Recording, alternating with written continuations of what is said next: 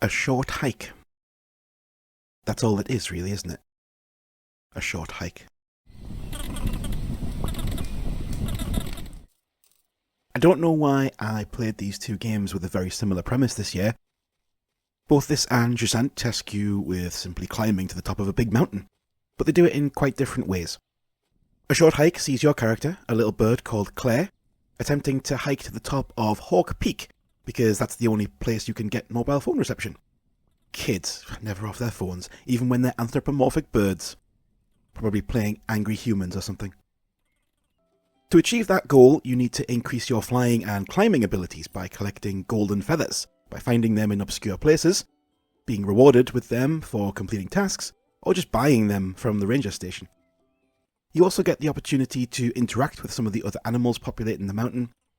Some are hiking lower trails, some are having a race, some are fishing or having a volleyball tournament, and by joining in, you get to fill out your arsenal of tools to interact with the world. So you get a spade to dig with and find currency. You get a pickaxe to dig out shortcuts through abandoned tunnels. You can get a bucket to water plants that turns them into huge springs that boost you up really high, so you can get a good view of the surrounding area, but also get a good start on some gliding. And I must say, gliding in this game, talk about your simple pleasures. It's one of the most satisfying experiences I've had this year in a game. Getting up somewhere high, jumping off, and just gliding around the islands. Oh, it's magic.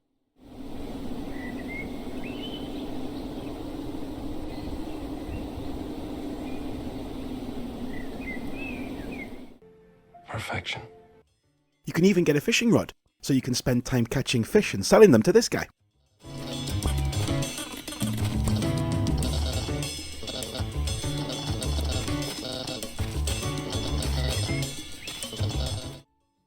So far, so typically indie, I suppose. For some reason, people who make indie games these days have become obsessed with the idea of fishing. Even though, if I had to put money on it, I'd bet they wouldn't know where to start if they actually had to fish in the real world. But nevertheless, this kind of frozen in time nature of the endless day you can spend on and around this mountain gives it a comforting sense of place that really seeps into you if you let it, and you don't just rush through it to get straight to the top. It has that throwback pixelated style that's become very popular these days, as people look back at least as much as they look forward. It's very cute on first impression, maybe even slightly off-puttingly so. Like, is it trying too hard to be cute maybe? But if you give it 20 minutes or so, you come across some quite charmingly aware dialogue. I hesitate to ever call this stuff smart, because realistically, what's the bar here? The princess is in another castle. But it does avoid being sickeningly saccharine or trying to directly teach you some sort of painfully obvious lessons.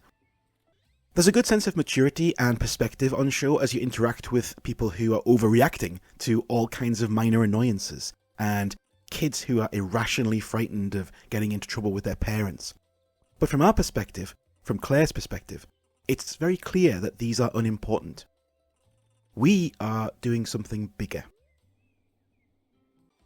If you take your time and immerse yourself in this, explore the mountain and surrounding islands thoroughly, it starts to feel a bit like home, and eventually you decide you've seen enough, you've heard enough, and you head up to Hawk Peak. There's some lightly challenging puzzle elements involved in getting up there, especially if you don't have a ton of golden feathers, but the challenge is very light. You eventually reach a snowy patch that stops your feathers regenerating, and so that limits your ability to jump and fly, for example. And this throws a small spanner in the works, but it never feels particularly tough. It remains a relaxing experience throughout. And if you stick at it, you will eventually reach the top.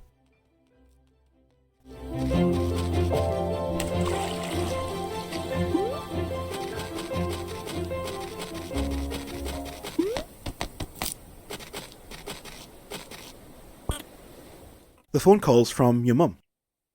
You couldn't speak to her until you reach this place here, the top of the mountain, which looks a little bit like space, doesn't it? You can't see the rest of the island or the mountain from here. That's weird. And you could only speak to your mum here. And once you go back down, you won't be able to anymore. She wants you to know she's fine.